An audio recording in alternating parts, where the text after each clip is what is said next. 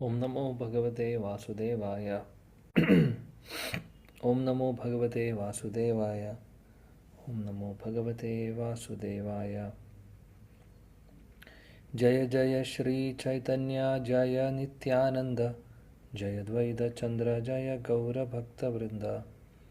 जय जय श्री चैतन्य जय नित्यानंद, जय द्वैत चंद्र जय गौर भक्तवृंद।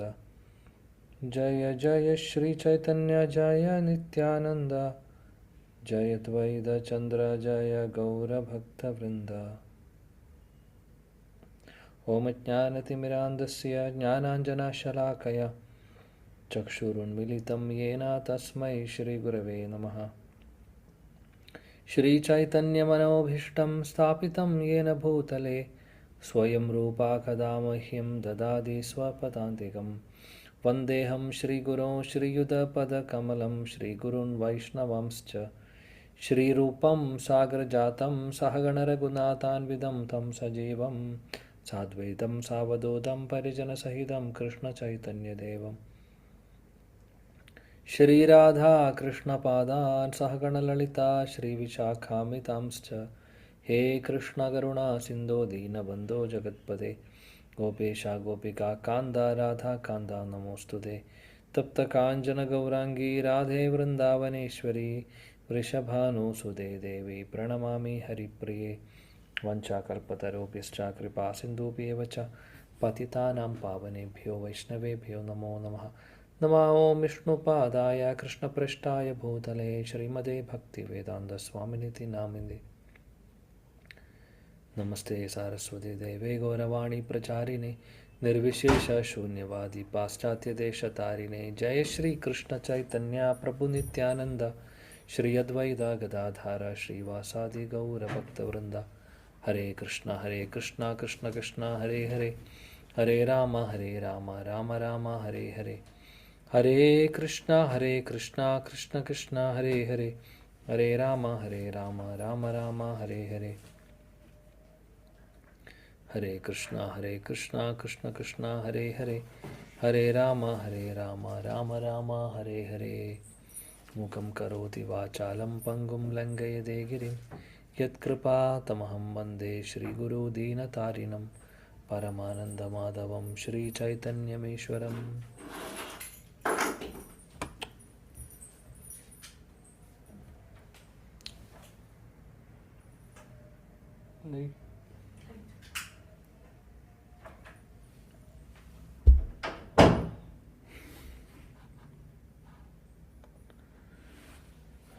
हरे कृष्ण।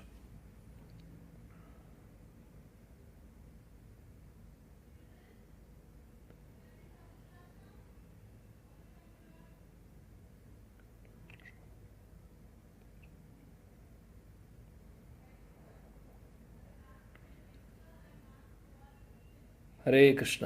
എല്ലാ പ്രിയപ്പെട്ട ഭക്തർക്കും എൻ്റെ വിനീതമായ പ്രണാമം. ശ്രീ ചൈതന്യ ചരിതാമൃതം 5-ാമത്തെ അധ്യായം ആദിലീലയാണ് നമ്മൾ പഠിക്കുന്നത്.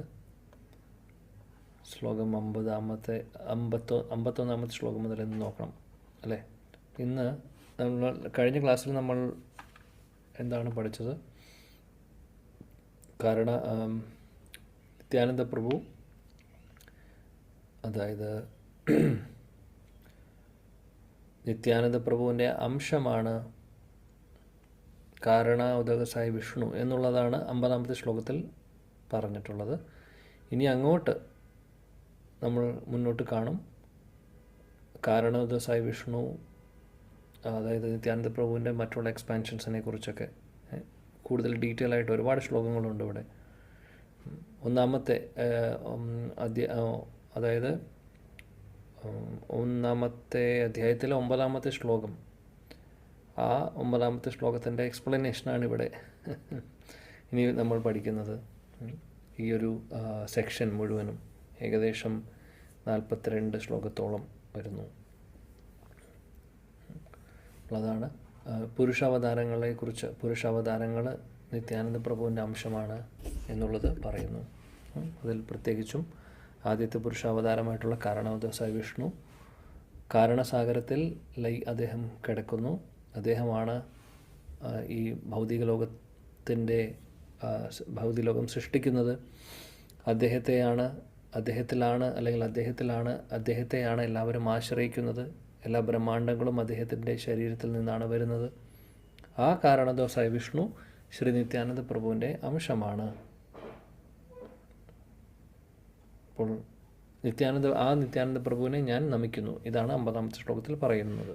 ഓക്കെ, 51-ാമത്തെ ശ്ലോകം അതിൻ്റെ കണ്ടിന്യൂഷൻ. വൈകുണ്ഠ ബാഹിരേ യേ ജ്യോതിർമയ ധാമ താഹാര ബാഹിരേ കാരണാർണവ നാമ. ഹരേ കൃഷ്ണ പ്രഭു. വായിക്കട്ടെ. ഹരേ കൃഷ്ണ, വായിക്കും. വൈകുണ്ഠ ബാഹിരേ യേ ജ്യോതിർമയ ധാമ താഹാര ബാഹിരേ കാരണാർണവ നാമ. വിവർത്തനം ഭാവാർത്ഥം ബൈ ഹിസ് ഡിവൈൻ ഗ്രേസ് അഭയ ചരണാരവിന്ദ ഭക്തി വേദാന്ത സ്വാമി ശ്രീല പ്രഭുപാദ് കി ജയ്. വൈകുണ്ഠ ഗ്രഹങ്ങൾക്ക് പുറത്താണ് നിരാകാര ബ്രഹ്മജ്യോതി, അതിനപ്പുറത്താണ് കാരണസാഗരം. ഭാവാർത്ഥം: ബ്രഹ്മജ്യോതി എന്നറിയപ്പെടുന്ന അവ്യക്തിഗത ബ്രഹ്മം ആധ്യാത്മിക ആകാശത്തിൽ വൈകുണ്ഠ ലോകങ്ങൾക്ക് പുറത്താണ്. ആ അവ്യക്തിഗത ബ്രഹ്മത്തിന് അപ്പുറത്താണ് ആധ്യാത്മിക ഭൗതിക ആകാശങ്ങൾക്കിടയിൽ ശയിക്കുന്ന വിശാലമായ കാരണസമുദ്രം. ഭൗതിക പ്രകൃതി കാരണസാഗരത്തിന്റെ ഉപോൽപ്പന്നമാണ്. കാരണസാഗരത്തിൽ ശയിക്കുന്ന കാരണോദകശായ വിഷ്ണു ഭൗതിക പ്രകൃതിക്കുമേൽ കേവലം കടാക്ഷം കൊണ്ട് പ്രപഞ്ചങ്ങൾ സൃഷ്ടിക്കുന്നു. അതുകൊണ്ട് ഭൗതിക സൃഷ്ടിയുടെ കാര്യത്തിൽ കൃഷ്ണന് കർത്തവ്യങ്ങൾ ഒന്നും തന്നെയില്ല. ഭഗവാൻ പ്രകൃതിക്കുമേൽ കടാക്ഷിക്കുന്നുവെന്നും അപ്രകാരം അവൾ അനേകം ഭൗതിക ലോകങ്ങൾ സൃഷ്ടിക്കുന്നുവെന്നും ഭഗവത്ഗീത സ്ഥിരീകരിച്ചിട്ടുണ്ട്. ഗോലോകത്തിലെ കൃഷ്ണനോ വൈകുണ്ഠത്തിലെ നാരായണനോ ഭൗതിക സൃഷ്ടിയുമായി നേരിട്ട് ബന്ധത്തിൽ വരുന്നില്ല. അവർ ഭൗതിക ശക്തിയിൽ നിന്ന് പൂർണ്ണമായി അകന്നു നിൽക്കുന്നു. കാരണസാഗരത്തിന്റെ പരിധിക്കപ്പുറം സ്ഥിതി ചെയ്യുന്ന ഭൗതിക പ്രകൃതിക്കുമേൽ കടാക്ഷിക്കേണ്ട ചുമതല കാരണോദകശായ വിഷ്ണുവിന്റെ രൂപത്തിലുള്ള മഹാസംഘർഷനാണ്. ഭൗതിക പ്രകൃതി ഭഗവാനുമായി ബന്ധപ്പെടുന്നത് അവളിലേക്കുള്ള അവിടുത്തെ ദൃഷ്ടിയിലൂടെയല്ലാതെ മറ്റൊന്നിലൂടെയുമല്ല. അവിടുത്തെ ദൃഷ്ടിയുടെ ശക്തി കൊണ്ട് അവൾ ഗർഭവതിയാകുന്നുവെന്ന് പറയപ്പെടുന്നു. ഭൗതിക പ്രകൃതി അഥവാ മായ കാരണസമുദ്രത്തെ ഒരിക്കലും സ്പർശിക്കുന്നതു പോലുമില്ല. കാരണം ഭഗവാൻ വിദൂരതയിൽ നിന്നാണ് അവളുടെ മേൽ കടാക്ഷം കേന്ദ്രീകരിക്കുന്നത്. ഭഗവാന്റെ കടാക്ഷം വിശ്വശക്തിയെ മുഴുവൻ സ്പന്ദിപ്പിക്കുകയും അപ്രകാരം അതിന്റെ പ്രവർത്തനം ഉടനെ ആരംഭിക്കുകയും ചെയ്യുന്നു. ഭൗതിക ശക്തി എത്ര ബലവത്തായാലും അവൾക്ക് സ്വയം ഒരു ശക്തിയുമില്ലെന്ന് ഇത് സൂചിപ്പിക്കുന്നു. അവളുടെ പ്രവർത്തനം ആരംഭിക്കുന്നത് ഭഗവാന്റെ കൃപയാലാണ്. അനന്തരം മുഴുവൻ ഭൗതിക സൃഷ്ടിയും ക്രമാനുഗതമായ ഒരു രീതിയിൽ പ്രത്യക്ഷമാകുന്നു. ഒരു സ്ത്രീയുടെ ഗർഭധാരണത്തിന്റെ ഉദാഹരണം ഈ വിഷയം മനസ്സിലാക്കാൻ ഒരളവ് വരെ നമ്മെ സഹായിക്കും. മാതാവ് നിഷ്ക്രിയയാണ്. പിതാവ് അവന്റെ ഊർജം അവളിൽ നിക്ഷേപിക്കുന്നു. അവിധത്തിൽ അവൾ ഗർഭവതിയാകുന്നു. കുട്ടിയുടെ ജനനത്തിന് ആവശ്യമായ ഘടകപദാർത്ഥങ്ങൾ അവൾ ഗർഭപാത്രത്തിൽ നൽകുന്നു. അതുപോലെ പ്രപഞ്ചത്തിന്റെ വികസനത്തിന് ആവശ്യമായ ദ്രവ്യം നൽകുന്ന ഭൗതിക പ്രകൃതിയെ ഭഗവാൻ പ്രവർത്തന നിരതയാക്കുന്നു.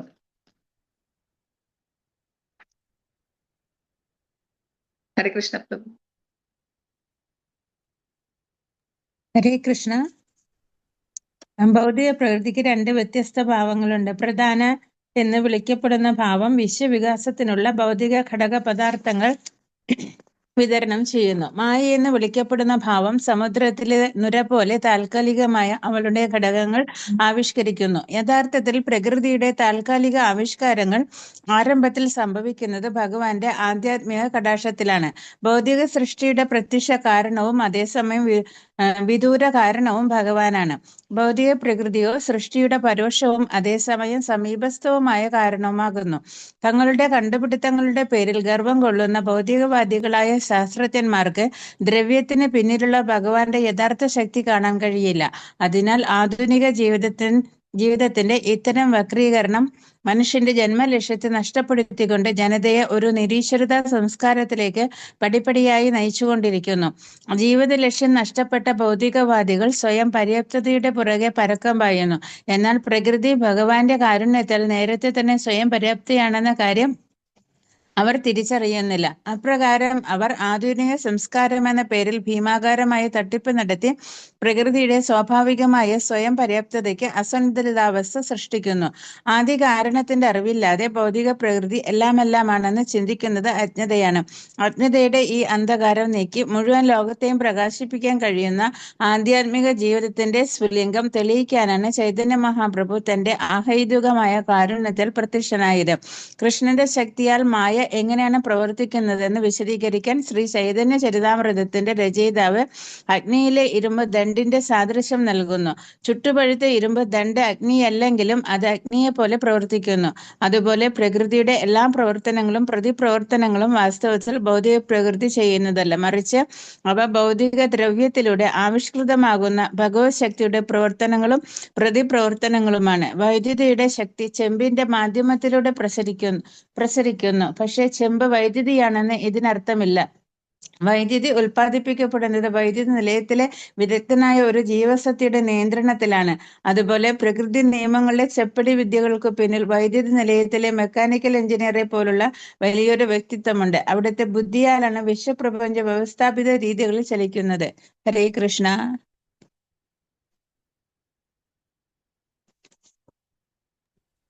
ഹരേ കൃഷ്ണ. ഭൗതിക പ്രവർത്തനങ്ങളുടെ പ്രത്യക്ഷ കാരണമായ ത്രിഗുണങ്ങളും ആദ്യം പ്രവർത്തനക്ഷമമാക്കപ്പെടുന്നത് നാരായണനാലാണ്. അതെങ്ങനെയെന്ന് ലളിതമായ ഒരു ഉദാഹരണം മൂലം വിശദമാക്കാം.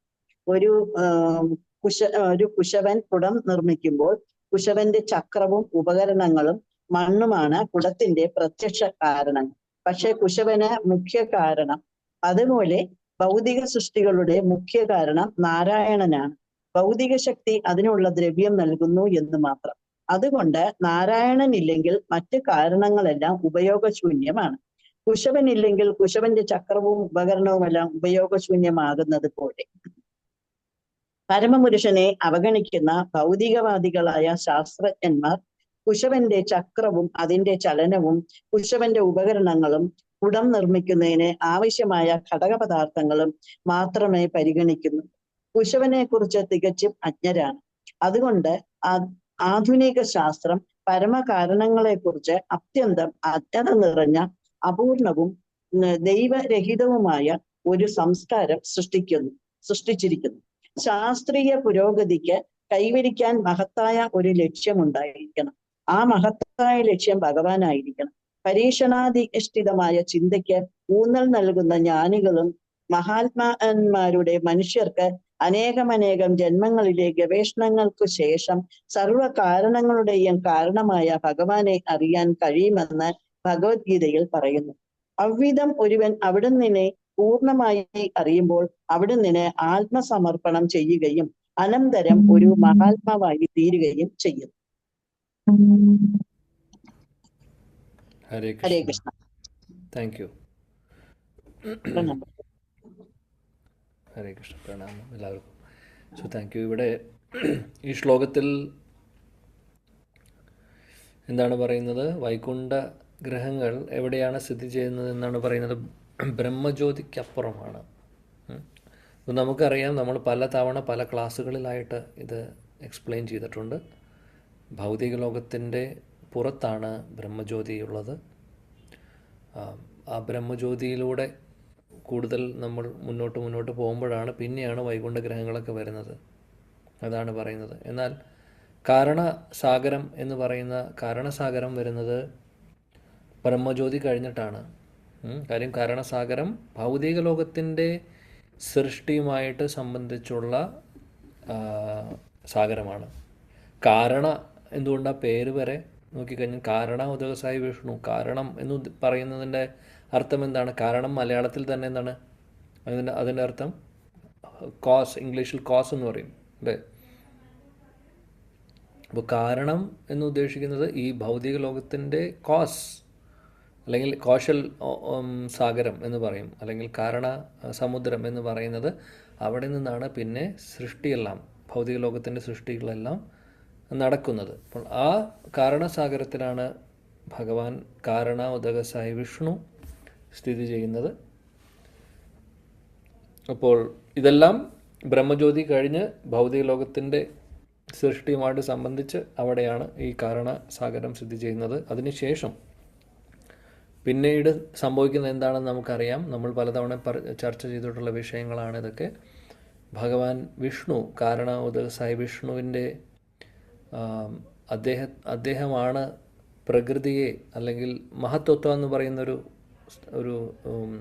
പറയുന്നത് പുസ്തകത്തിൽ പറയുന്നു, ശാസ്ത്രങ്ങളിൽ പറയുന്നു.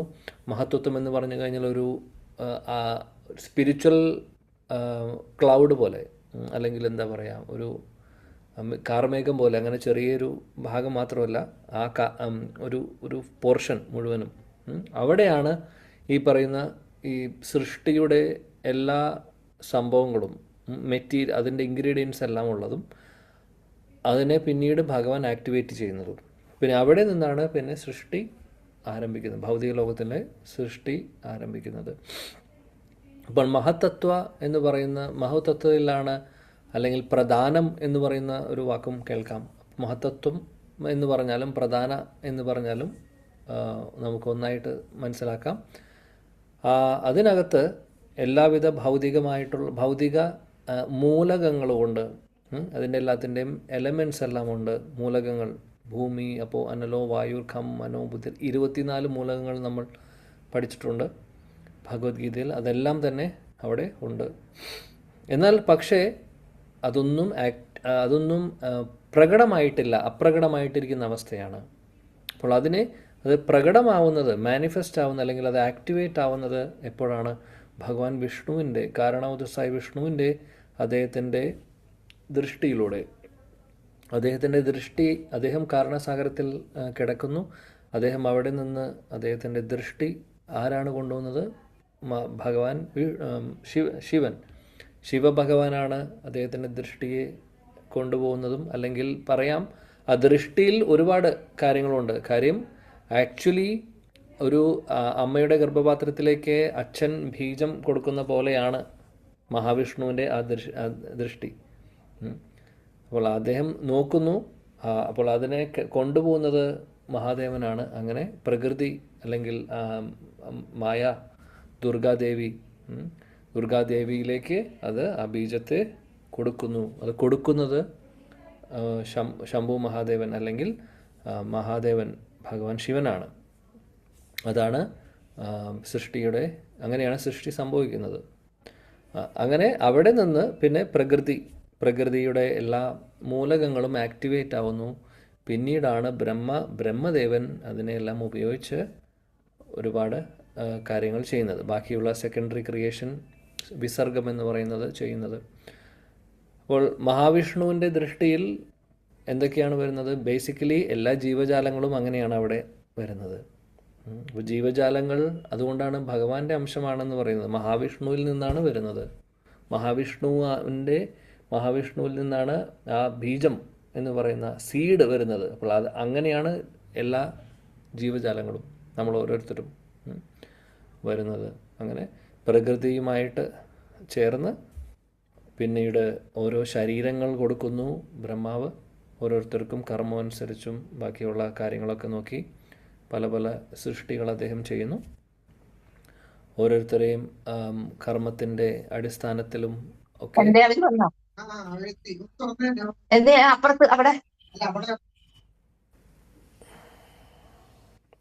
ഓക്കെ, കർമ്മത്തിൻ്റെ അടിസ്ഥാനത്തിൽ ഓരോരുത്തർക്കും ഓരോ ശരീരം കൊടുക്കുന്നു. എന്നിട്ട് ഏത് ബ്രഹ്മാണ്ടത്തിലാണ് പ്ലേസ് ചെയ്യുന്നതെന്നുള്ളത് അത് ഭഗവാന്റെ തീരുമാനമാണ്. ബ്രഹ്മാവ് തീരുമാനിച്ച് അതെല്ലാം നോക്കി ചെയ്യുന്നു വേണ്ടതുപോലെ. അനേക കോടി ബ്രഹ്മാണ്ടങ്ങളാണ് കാരണോദസായ വിഷ്ണുവിൻ്റെ ശരീരത്തിൽ നിന്ന് വരുന്നത്. അപ്പോൾ ഏത് ബ്രഹ്മാണ്ടത്തിലേക്ക് വേണമെങ്കിൽ ജീവജാലങ്ങൾ, അല്ലെങ്കിൽ എല്ലാ ബ്രഹ്മാണ്ടത്തിലും ജീവജാലങ്ങളുണ്ട്. അപ്പോൾ ഓരോരുത്തരുടെ കർമ്മവും ബാക്കിയുള്ള കാര്യങ്ങളും അനുസരിച്ചിട്ടാണ് ഓരോ സ്ഥലങ്ങളിലേക്ക് പ്ലേസ് ചെയ്യുന്നത്. ഇതാണ് സംഭവിക്കുന്നത്. അപ്പോൾ ഈ ഒരു ഭാവാർത്ഥത്തിൽ ശീല പ്രഭുപാദ് ഇതിനെക്കുറിച്ച് ഒന്നും കൂടെ വ്യക്തമായിട്ട് പറയുന്നു. അപ്പോൾ നമുക്കറിയാം, മഹാസംഘർഷനിൽ നിന്നാണ് പിന്നീട് കാരണോദസായ വിഷ്ണു വരുന്നത് എന്നുള്ളത്. രണ്ടാമത്തെ ചതുർവ്യൂഹത്തിലെ സംഘർഷണൻ, അതായത് മഹാസംഘർഷൻ, അദ്ദേഹത്തിൽ നിന്നാണ് പിന്നീട് കാരണോദസായ വിഷ്ണു വരുന്നത് എന്നുള്ളത് ശീല പ്രഭുപാദ് ഇവിടെ വീണ്ടും പറയുന്നു. നല്ലൊരു ഉദാഹരണം പറയുന്നത് എന്താണെന്ന് വെച്ചാൽ, പ്രഭുപാദ് ഇവിടെ എക്സ്പ്ലെയിൻ ചെയ്യുന്നതിൻ്റെ അർത്ഥം എന്താണെന്ന് വെച്ചാൽ, ഭഗവാന്റെ പ്രസൻസ് ഇല്ലാതെ, ഭഗവാൻ വിചാരിക്കാതെ, വിഷ്ണു വിചാരിക്കാതെ ഈ ഭൗതിക ലോകത്തിൽ ഒന്നും സംഭവിക്കില്ല.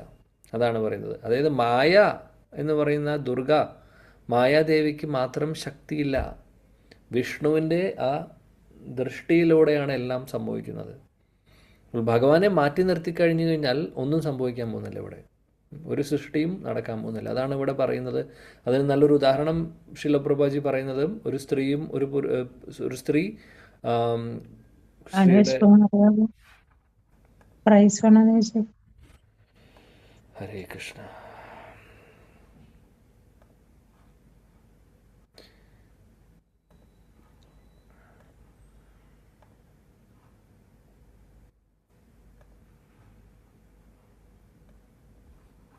ഓക്കെ,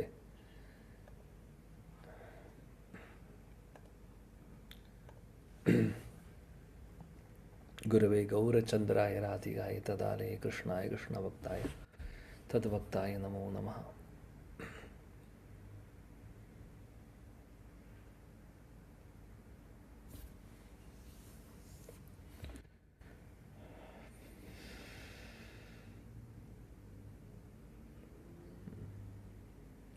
ഓക്കെ, അപ്പോൾ അങ്ങനെയാണ് സൃഷ്ടി സംഭവിക്കുന്നത്. ഭഗവാൻ ഇല്ലാതെ ഒന്നും നടക്കില്ല എന്നുള്ളത് ശിലപ്രഭാജി നമ്മളെ ഓർമ്മിപ്പിക്കുന്നു. ഇപ്പോൾ ഒരു സ്ത്രീയുടെ ഗർഭപാത്രത്തിലേക്ക് പുരുഷൻ ബീജം കൊടുക്കുന്നത് പോലെ തന്നെയാണ്. അങ്ങനെ അതൊരു ചെറിയൊരു ഉദാഹരണമായിട്ട് ഇവിടെ പറയുന്നു. അതേപോലെയാണ് പ്രകൃതിയാവുന്ന ദുർഗ അല്ലെങ്കിൽ ദേവിയിലേക്ക് ഭഗവാൻ വിഷ്ണുവിൻ്റെ ആ ദൃഷ്ടി വരുന്നത്, കൊണ്ടുപോകുന്നത് മഹാദേവൻ. അങ്ങനെയാണ് മഹാദേവനും ദുർഗാദേവിയും. കാര്യം അവരാണ് ജഗത് പിത ജഗത് മാത എന്ന് പലപ്പോഴും നമ്മൾ വിളിക്കാറുണ്ട്. കാരണം ഇതാണ്. എന്നാൽ അവരെല്ലാവരും ആരെ ആശ്രയിച്ചിരിക്കുന്നു? ഭഗവാൻ വിഷ്ണുവിനെ ആശ്രയിച്ചിരിക്കുന്നു. ഭഗവാൻ വിഷ്ണു ഇല്ലെങ്കിൽ ഒന്നും നടക്കാൻ പോകുന്നില്ല. അതാണ് ഇവിടെ പറയുന്നത്. ശീലപ്രഭാജി പറയുന്നു, പല സയൻറ്റിസ്റ്റുമാരും അല്ലെങ്കിൽ പല കാര്യങ്ങളിലും അവർ പറയുന്നു, ഒരുപാട് സംഭവങ്ങളൊക്കെ അവർ കണ്ടുപിടിക്കുന്നുണ്ട്, ഭൗതികമായിട്ടുള്ള സാധനങ്ങളൊക്കെ ഒരുപാട് ശാസ്ത്രജ്ഞർ. പക്ഷേ അതിൻ്റെയൊക്കെ പുറകിൽ ഭഗവാനുണ്ട് എന്നുള്ളത് അവർ മനസ്സിലാക്കുന്നില്ല. അതുകൊണ്ട് അവരുടെ എന്തൊക്കെ അവർ കണ്ടുപിടിക്കുന്നുണ്ടെങ്കിലും, എന്തൊക്കെ അറിവ് അവർക്കുണ്ട് എന്നുണ്ടെങ്കിലും, അല്ലെങ്കിൽ എന്തൊക്കെ അവർ ഈ ലോകത്തിന് വേണ്ടിയിട്ട് ചെയ്തിട്ടുണ്ട് എന്നുണ്ടെങ്കിലും, അതിൽ ഭഗവാൻ ഇല്ലെങ്കിൽ പിന്നെ ഒരു കാര്യവുമില്ല. കാര്യം ഇപ്പോഴത്തെ ഒരു ട്രെൻഡ് എന്താണെന്ന് വെച്ചാൽ ഭഗവാനെ കംപ്ലീറ്റ്ലി മാറ്റി നിർത്തിയിരിക്കുകയാണ്.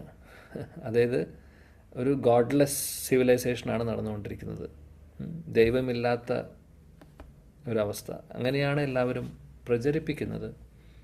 ലോകം അങ്ങനെയാണ് പോയിക്കൊണ്ടിരിക്കുന്നത്. എന്നാൽ ഒരു കാര്യത്തിനും അസ്തിത്വമില്ല ഭഗവാൻ ഇല്ലെങ്കിൽ. അതാണ് നമ്മൾ മനസ്സിലാക്കേണ്ടത്, എല്ലാവരും മനസ്സിലാക്കേണ്ടത്. നിർഭാഗ്യവശാൽ എല്ലാവരും മനസ്സിലാക്കുന്നില്ല എന്നുള്ളതാണ് പറയുന്നത്. പിന്നെ ഇവിടെ ചൈതന്യ മഹാപ്രഭുവിനെ കുറിച്ച് ശിലപ്രഭുപാജി ഇവിടെ പറയുന്നു. ചൈതന്യ മഹാപ്രഭുവിൻ്റെ കാരുണ്യം കൊണ്ട് അദ്ദേഹത്തിൻ്റെ അവതാരത്തിലൂടെ നമ്മളെപ്പോലുള്ള എല്ലാ ആളുകളുടെയും ഹൃദയത്തിലുള്ള അന്ധകാരത്തെ മാറ്റി അദ്ദേഹം വെളിച്ചം തരുവാണ് ചെയ്യുന്നത്, അല്ലേ? വെളിച്ചം നമുക്ക് തരുന്നു. അങ്ങനെ നമുക്ക് ഭഗവാനെക്കുറിച്ച് മനസ്സിലാക്കുവാനും കേൾക്കുവാനും സാധിച്ച് ഭഗവാന്റെ നാമം ജപിച്ചുകൊണ്ട് മുന്നോട്ട് പോകാൻ സാധിക്കുന്നു. ചൈതന്യ മഹാപ്രഭുവിൻ്റെ മഹാകാരുണ്യമാണ് ഇതെല്ലാം. പിന്നീട് വേറൊരു ഉദാഹരണം കൂടെ ശിലപ്രഭാജി പറയുന്നു. കറൻറ്റിൻ്റെ ഇലക്ട്രിസിറ്റിയെക്കുറിച്ച് പറയുന്നുണ്ട് അദ്ദേഹം. അപ്പോൾ ഇലക്ട്രിസിറ്റി, കറണ്ട് വരുന്നത് പവർ ഹൗസ് ഇല്ലെങ്കിൽ കറണ്ട് നമ്മുടെ വീട്ടിലേക്ക് വരില്ല, അല്ലേ? അപ്പോൾ പല ആളുകളും ശാസ്ത്രജ്ഞന്മാർ പല കാര്യങ്ങളും ചെയ്യുന്നുണ്ട്. എന്നാൽ അവർക്കറിയില്ല പവർ ഹൗസ് എന്ന് പറയുന്നത് പോലെ ഭഗവാൻ എന്ന് പറയുന്ന ഒരു വ്യക്തിയുണ്ട് എന്നുള്ളത്. അതവർ മനസ്സിലാക്കുന്നില്ല. ബാക്കിയുള്ള കാര്യങ്ങളൊക്കെ അവർ ചെയ്തുകൊണ്ട് എന്തൊക്കെയോ ചെയ്ത് കൂട്ടുന്നു. അപ്പോൾ ആ ഒരു കാര്യത്തെ അംഗീകരിക്കുന്നില്ല പലവരും. എന്നാൽ ആ പവർ ഹൗസ് ഇല്ലെങ്കിൽ, പവർ ഹൗസിൽ ശിലപ്രഭുജി പറയുന്നു പവർ ഹൗസും ഉണ്ട്, അതിനകത്തൊരു ആളുമുണ്ട്, ഒരു എൻജിനീയറും ഉണ്ട്. ആ എൻജിനീയർ ഇല്ലെങ്കിൽ ഒന്നും നടക്കില്ല.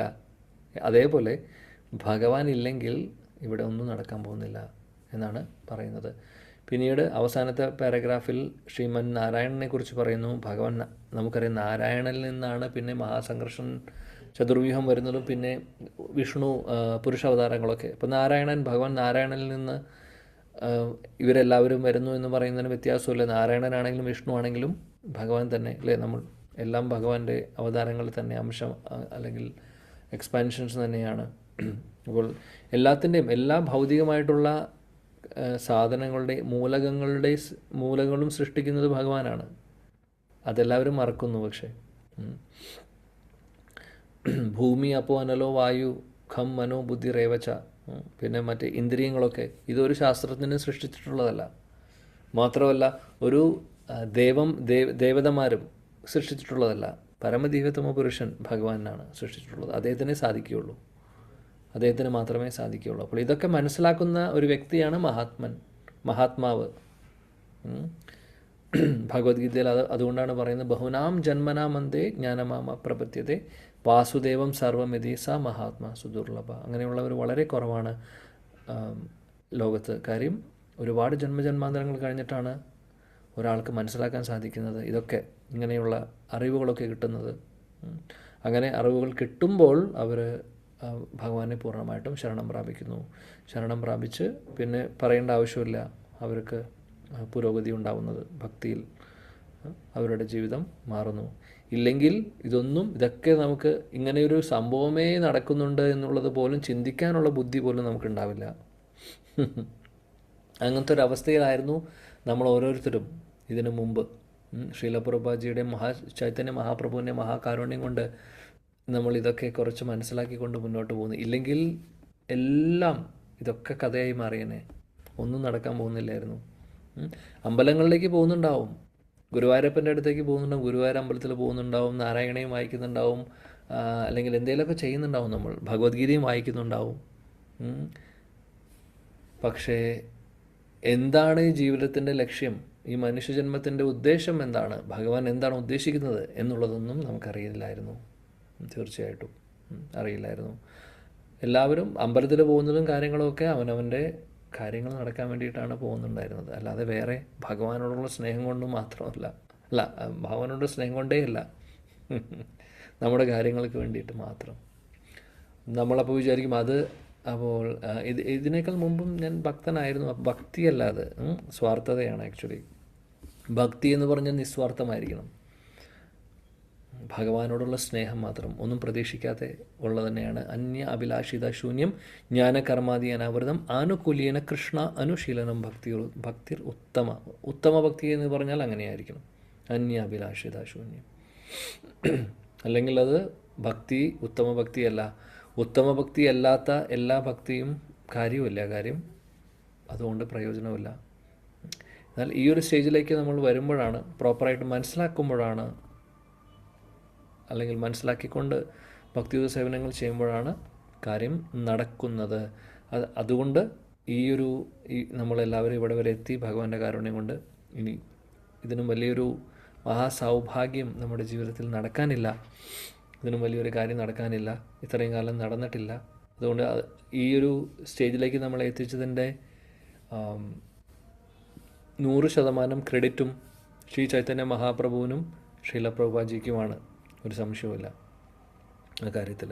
ശ്രീ ചൈതന്യ മഹാപ്രഭു ഭഗവാൻ കൃഷ്ണൻ തന്നെയാണ്. എന്നാൽ ആ ചൈതന്യ മഹാപ്രഭു വന്നില്ലായിരുന്നെങ്കിൽ ഹരേ കൃഷ്ണ മഹാമന്ത്ര ഹരേ രാമ രാമ രാമ ഹരേ ഹരേ, ഹരേ കൃഷ്ണ കൃഷ്ണ കൃഷ്ണ ഹരേ ഹരേ, ഈ നാമം നമ്മൾ പലപ്പോഴും കേട്ടിട്ടുണ്ട്. ആദ്യമായിട്ടല്ല, ഇതിനു മുമ്പും ഹരേ കൃഷ്ണ പ്രസ്ഥാനത്തിനെ കുറിച്ച് അറിയുന്നേക്കാൾ മുമ്പും വരുന്നേക്കാൾ മുമ്പും നമ്മൾ കേട്ടിട്ടുണ്ട് ആ നാമം. ശരിയാണ്, കേട്ടിട്ടുണ്ട്, ഓക്കെ. പക്ഷേ ആ നാമം ചൊല്ലിയിട്ടും ഉണ്ടാവും. എന്നാൽ പരിവർത്തനം നമുക്ക് സംഭവിച്ചിട്ടുണ്ടോ?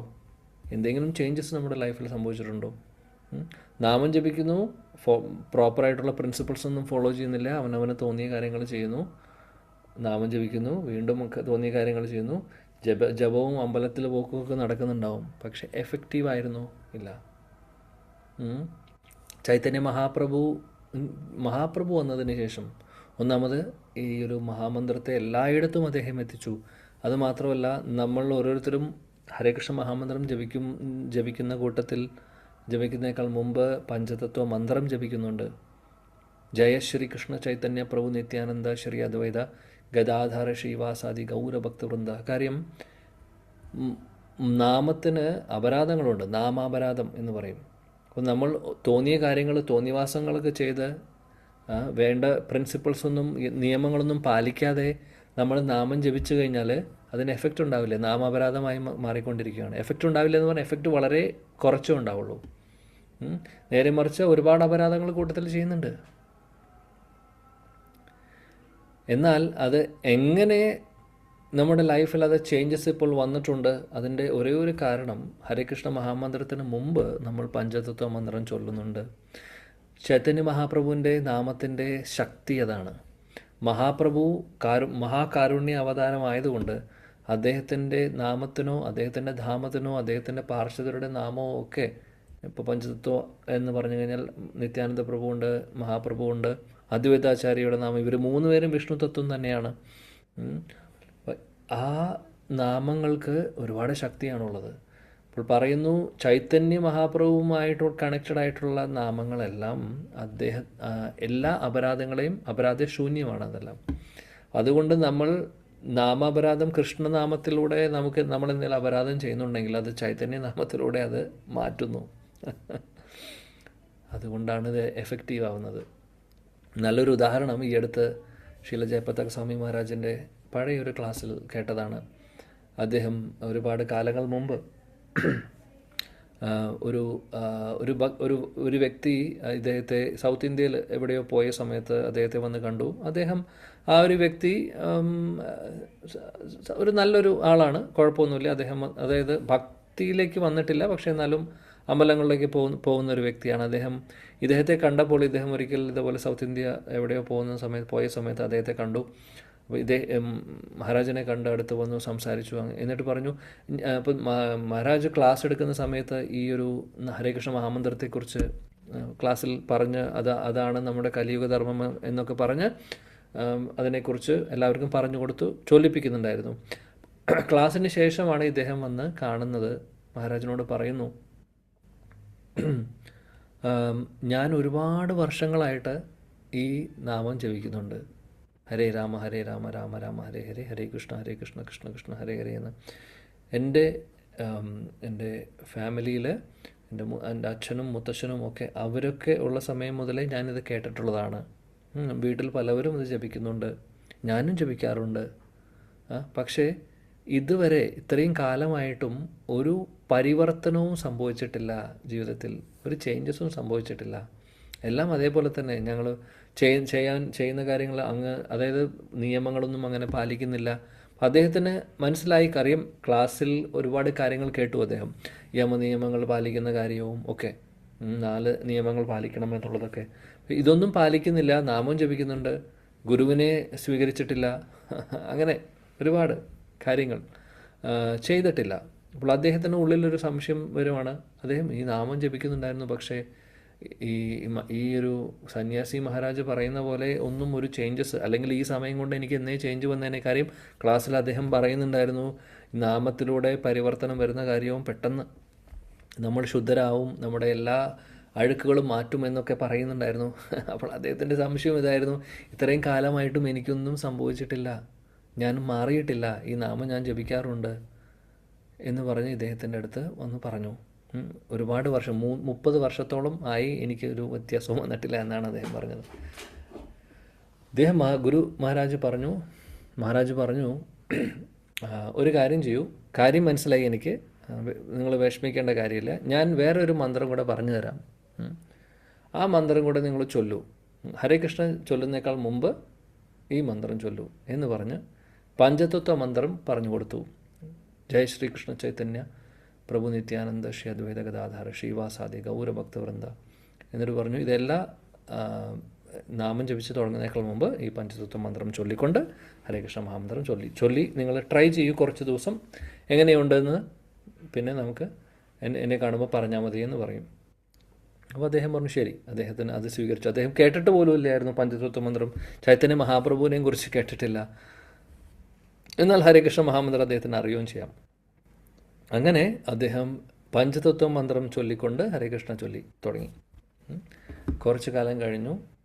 പിന്നെ ഒരു 6 മാസം കഴിഞ്ഞപ്പോൾ മഹാരാജ് വീണ്ടും ആ സ്ഥലത്തേക്ക് വരലുണ്ടായി അദ്ദേഹത്തിൻ്റെ യാത്രയിലൂടെ. അന്ന് വന്നപ്പോൾ അന്ന് വന്ന വ്യക്തി 6 മാസം മുമ്പ് കണ്ട വ്യക്തി, ഇദ്ദേഹം മഹാരാജ് വന്നിട്ടുണ്ട് എന്ന് അറിഞ്ഞതിന് ശേഷം, കാര്യം അദ്ദേഹം റെഗുലർലി അമ്പലങ്ങളിലേക്കോ പ്രോഗ്രാമിലൊന്നും പാർട്ടിസിപ്പേറ്റ് ചെയ്യുന്ന ഒരാളായിരുന്നില്ല, ഒരു പുതിയൊരു വ്യക്തിയായിരുന്നു അദ്ദേഹം. പക്ഷെ മഹാരാജ് വരുന്നുണ്ടെന്ന് കേട്ടപ്പോൾ ഇദ്ദേഹം വന്നു എന്ന് കേട്ടപ്പോൾ ഓടി വന്നു ഇദ്ദേഹത്തെ കാണാൻ. ഇദ്ദേഹത്തെ കണ്ട് ഉടനെ തന്നെ മഹാരാജൻ്റെ കാലുകളിൽ നമസ്കരിക്കുകയാണ് ചെയ്തത്. കാര്യം ആദ്യത്തെ പ്രാവശ്യം കാണുമ്പോൾ ഒരു ഗുരുവിനെ എങ്ങനെ കാണണമെന്നും, ഗുരു, അതായത് പലവർക്കും ഒരു തെറ്റിദ്ധാരണയുണ്ട്, ഗുരു എന്ന് പറഞ്ഞു കഴിഞ്ഞാൽ ഗുരുവിനെ പലവരും ഡിസൈപ്പിൾസൊക്കെ ആരാധിക്കുന്നു. മനുഷ്യനാണല്ലോ, മനുഷ്യനെ എന്തിനാ ആരാധിക്കണം, എന്തിനും അങ്ങനെയൊക്കെയുള്ളൊരു ചിന്തയുണ്ട് ആളുകൾക്ക്. കാര്യം ഗുരുവിൻ്റെ സ്ഥാനം അറിയാത്തതുകൊണ്ട്, ഗുരുതത്വം അറിയാത്തതുകൊണ്ടാണ് പലവരും അങ്ങനെ ചിന്തിക്കുന്നത്. ദൈവത്തെ മാത്രം, ഭഗവാനെ മാത്രം ആരാധിച്ചാൽ പോരെ, അല്ലാതെ ഗുരുജനങ്ങളെ അല്ലെങ്കിൽ ഗുരു എന്ന് പറയുന്ന ഈ ഒരു മനുഷ്യനെ എന്തിനാണ് ചെയ്യുന്നത് എന്നുള്ളൊരു കൺസെപ്റ്റ്. അത് എന്താണെന്ന് വെച്ചാൽ ഗുരുതത്വം അറിയില്ല, അതുകൊണ്ടാണ്.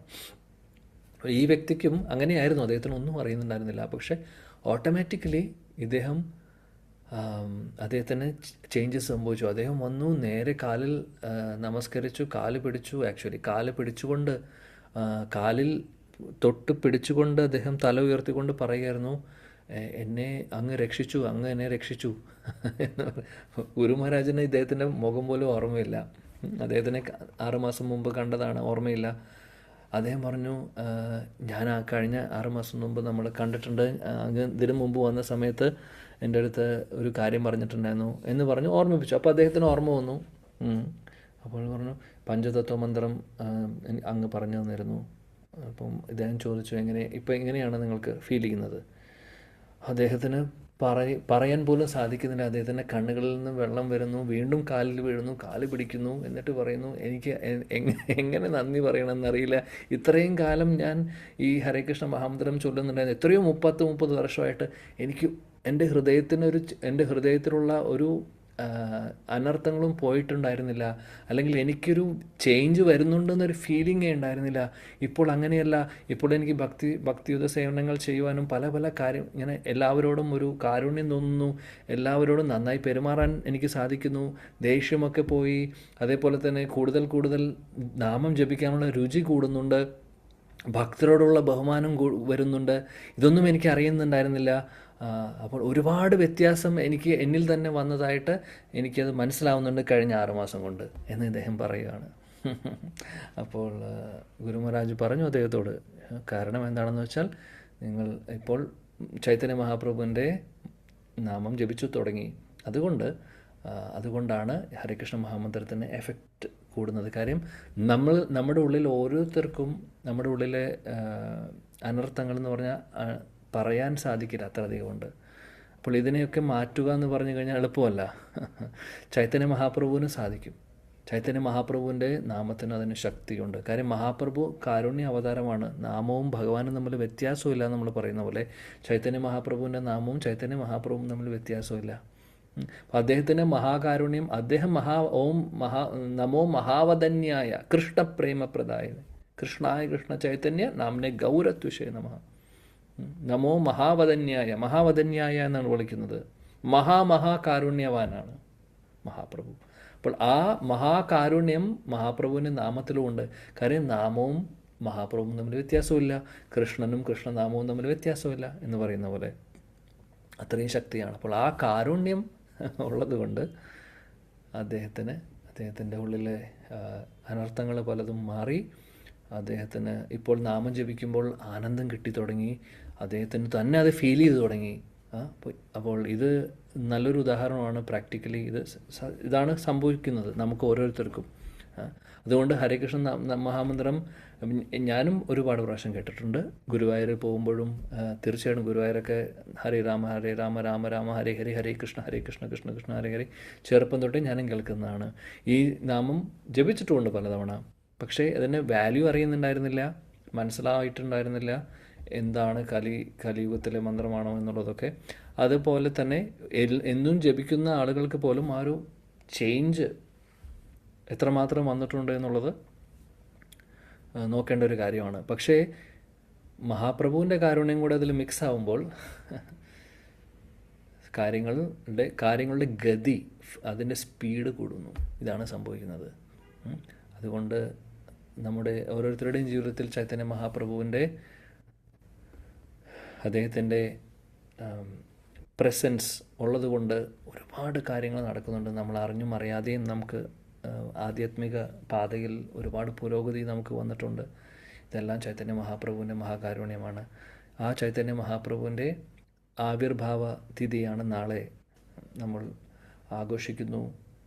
എങ്ങനെയാണോ ജന്മാഷ്ടമി, ശ്രീകൃഷ്ണ ജന്മാഷ്ടമി, അഷ്ടമി രോഹിണി നമ്മൾ ആഘോഷിക്കുന്നത്, അതേപോലെ തന്നെ ആഘോഷിക്കേണ്ട ഒരു ആഘോഷമാണ്, ഉത്സവമാണ് ഗൗരപൂർണിമ. ഗൗരംഗ മഹാപ്രഭു, ചൈതന്യ മഹാപ്രഭുവിൻ്റെ അവതാരം, അദ്ദേഹം അവതരിക്കുന്നത്.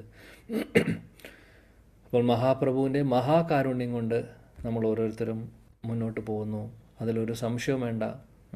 ചൈതന്യ മഹാപ്രഭു ഇല്ലെങ്കിൽ ഇവിടെ ഈയൊരു വേദിയിൽ നിങ്ങളുടെ മുമ്പിൽ ഞാനിരിക്കില്ലായിരുന്നു എന്നുള്ളത് എനിക്ക് ഉറപ്പുണ്ട്. 100% ഹൃദയത്തിൽ തൊട്ടുകൊണ്ട് പറയാൻ സാധിക്കും. ചൈതന്യ മഹാപ്രഭു ഉണ്ടായിരുന്നില്ലെങ്കിൽ, ചൈതന്യ മഹാപ്രഭു അവതരിച്ചിട്ടുണ്ടായിരുന്നില്ലെങ്കിൽ അദ്ദേഹത്തിൻ്റെ ഫോളോവേഴ്സും ഉണ്ടാവില്ല. ചൈതന്യ മഹാപ്രഭു അവതരിച്ചില്ലെങ്കിൽ പിന്നെ രൂപഗോസ്വാമി, സനാതൻ ഗോസ്വാമി ആരുമില്ല. അതേപോലെ തന്നെ മറ്റുള്ള ഗുരു പരമ്പരയിൽ ആരുമില്ല. ശീലപ്രഭുപാജി ഇല്ല, നമ്മുടെ ഗുരുജനങ്ങളില്ല ഇപ്പോഴത്തെ. അപ്പോൾ അവരൊന്നും ഇല്ലെങ്കിൽ നമ്മളുണ്ടോ? പിന്നെ ഇല്ല. ഓഫ് കോഴ്സ് നമ്മളുണ്ടാവും, വേറൊരു ശരീരത്തിൽ ഇരിക്കുന്നു. വീണ്ടും ഒരു ജന്മം കൂടെ നശിപ്പിക്കാൻ വേണ്ടിയിട്ട്, ഈ ഒരു മനുഷ്യജന്മം കിട്ടിയിട്ട് അതിനെ ഒരു പ്രാവശ്യം കൂടെ നശിപ്പിക്കാൻ റെഡി ആയിക്കൊണ്ട് ഉള്ള ഒരു വ്യക്തിയായി ഇരുന്നതിനെ. നമ്മൾ ഓരോരുത്തരും അങ്ങനെയാണ്. സോ മഹാപ്രഭുവിൻ്റെ കാരുണ്യം ഇത് ഹരേകൃഷ്ണ പ്രസ്ഥാനത്തിലേക്ക് ക്യാൻവാസ് ചെയ്യുന്നതോ പ്രഭുപാദ് പറയുന്നത് മാത്രമാ ശരിയാണെന്നുള്ളൂ എന്നുള്ളതൊന്നുമല്ല ഇവിടെ പറയുന്നത്. അതൊക്കെ അനുഭവത്തിലൂടെ മനസ്സിലാവും ആണോ അല്ലേ എന്നുള്ളത്. ആരെയും ക്യാൻവാസ് ചെയ്യേണ്ട ആവശ്യമൊന്നുമില്ല ഇവിടെ. പക്ഷേ ഇത് അനുഭവങ്ങളാണ്. ഓരോരുത്തർക്കും ഹൃദയത്തിൽ തൊട്ടുകൊണ്ട് പറയാൻ സാധിക്കും ചേഞ്ചസ് ഉണ്ടോ ഇല്ലേ എന്നുള്ളത്. എന്തുകൊണ്ട് ഉണ്ടെങ്കിൽ അത് ഇവരുടെയൊക്കെ മഹാകാരുണ്യമാണ്. കാര്യം അവർ വേറെ ഒന്നും ഉദ്ദേശിക്കുന്നില്ല, നമ്മളിലേക്ക് ശുദ്ധഭക്തിയെ ഇഞ്ചക്ട് ചെയ്തുകൊണ്ടിരിക്കുകയാണ്. ശുദ്ധഭക്തി എന്ന് പറഞ്ഞെങ്കിൽ പരിശുദ്ധ ഭക്തി. അതിൽ വേറെ ഒരു അനാവശ്യമായിട്ടുള്ള ഒരു ഇന്ദ്രിയ സുഖഭോഗങ്ങളുടെ ഒന്നും തന്നെ ഒരു ടിഞ്ച് പോലുമില്ല, ഒരു ചെറിയൊരു അംശം പോലുമില്ല ഒന്നും. അല്ലെങ്കിൽ സ്വർഗ്ഗലോകത്തിൽ പോയി സുഖിച്ച് ജീവിക്കാമെന്നോ ഒന്നും പറയുന്നില്ല. ഗോപി ഭർത്തു പദകമലയോർ ദാസദാസാനുദാസ്, ഭഗവാൻ കൃഷ്ണൻ്റെ ജീവര സ്വരൂപമായി കൃഷ്ണരെ നിത്യദാസ്. ഈ ഒരു ഭാവം നമ്മളിലേക്ക് വരുമ്പോഴാണ് ശരിക്കും ഭക്തി വരുന്നത്. ഇല്ലെങ്കിൽ ദാസദാസാന് ദാസല്ല, ബോസാന് ബോസ്, നമ്മളെല്ലാവരുടെയും ബോസാണെന്ന്. ഈ ബോസ് എന്നുള്ളൊരു ഫീലിംഗ് പോയില്ലെങ്കിൽ, ബോസ് പോയി ദാസ് വന്നില്ലെങ്കിൽ കാര്യം നടക്കില്ല. ഇത്രയും കാലം ഉണ്ടായിരുന്ന പ്രശ്നം അതായിരുന്നു. നമ്മൾ പല നാമവും ജപിക്കുന്നുണ്ടാവും, പല പ്രാവശ്യം അമ്പലത്തിൽ പോകുന്നുണ്ടാവും, എല്ലാ ഏകാദശിക്കും ഗുരുവായൂർ പോകുന്നുണ്ടാവും, മാസത്തിൽ പോയി 3 ദിവസം ഭജന ഇരിക്കുന്നുണ്ടാവും, പല കാര്യങ്ങളും ചെയ്യുന്നുണ്ടാവും. പക്ഷേ ഉള്ളിലുള്ള അനർത്ഥങ്ങൾ പോയിട്ടില്ല. മറ്റുള്ളവരെ കുറ്റപ്പെടുത്താനും മറ്റുള്ളവരിൽ കുറ്റങ്ങൾ കണ്ടുപിടിക്കാനും ക്രിട്ടിസൈസ് ചെയ്യാനും അല്ലെങ്കിൽ അങ്ങനെയുള്ള പ്രവണതകളൊന്നും പോയിട്ടില്ലെങ്കിൽ അതിൻ്റെ അർത്ഥം നമുക്ക് ശരിയായിട്ടുള്ള പരിവർത്തനം വന്നിട്ടില്ല എന്നുള്ളതാണ്. പരിവർത്തനം വരും. എങ്ങനെയാണ് വരുന്നത്? ഭഗവാനെ പൂർണ്ണമായിട്ട് ശരണം പ്രാപിച്ച് ദാസൻ അല്ലെങ്കിൽ ദാസി എന്നുള്ള ഭാവത്തിൽ ഇരിക്കുമ്പോഴാണ്. ബോസ് എന്നുള്ള രീതിയിൽ ഇരിക്കുകയാണെങ്കിൽ അവിടെ ഇരിക്കലേ ഉണ്ടാവുള്ളൂ ഭഗവാൻ. ഓക്കെ, ശരി. സമൂഹം സർവഭൂതേഷു, തരാനുള്ളതൊക്കെ തരും, പക്ഷേ ഇല്ല. ദാസൻ്റെ ഭാവം അതാണ് ഇവിടെ ഈ ഒരു ഭാവാർത്ഥത്തിൻ്റെ അവസാനത്തെ വരിയിലും ശീലപ്രഭാജി മെൻഷൻ ചെയ്യുന്ന കാര്യം. ആരാണോ പൂർണ്ണമായിട്ടും ഭഗവാനെ ശരണം പ്രാപിക്കുന്നത്, അങ്ങനെയുള്ളവരെയാണ് മഹാത്മാക്കൾ എന്ന് വിളിക്കുന്നത്. അങ്ങനെയുള്ളവർക്കാണ് ഭഗവാൻ എല്ലാം വെളിപ്പെടുത്തി കൊടുക്കുന്നത്. അങ്ങനെ ആത്മാർത്ഥമായിട്ട് പരിശ്രമിക്കുന്നവർക്കാണ് ജീവിതത്തിൽ ചേഞ്ചസ് ഉണ്ടാവുന്നത്, പരിവർത്തനം ഉണ്ടാവുന്നത്. ഇതൊക്കെ ചൈതന്യ മഹാപ്രഭുവിൻ്റെ മഹാകാരുണ്യമാണ്, ഒരു സംശയവുമില്ല ആ കാര്യത്തിൽ. മഹാപ്രഭു ഇല്ലായിരുന്നെങ്കിൽ നമ്മൾ എന്ന് ഞാൻ പറയാൻ എനിക്ക് അവകാശമില്ല. ഞാനെന്ന് എനിക്ക് പറയാലോ. അത് എൻ്റെ ഒരു അറ്റ്ലീസ്റ്റ് ഞാൻ പറയും, ഞാൻ ഇവിടെ ഉണ്ടാവില്ല എന്ന് പറയാം. നമ്മൾ ഓരോരുത്തരെന്ന് പറയുമ്പോൾ ചിലപ്പോൾ ഒരുപക്ഷെ എല്ലാവർക്കും ഇഷ്ടപ്പെടണമെന്നും ഇല്ല. ഇതിനു മുമ്പും ഞാൻ കൃഷ്ണൻ്റെ ഭക്തനായിരുന്നു ആയിരിക്കാം. ഞാനും അമ്പലത്തിൽ പോകാറുണ്ട്, അമ്പലങ്ങളിൽ ഒരുപാട് സേവനങ്ങൾ ചെയ്തിട്ടുണ്ട്.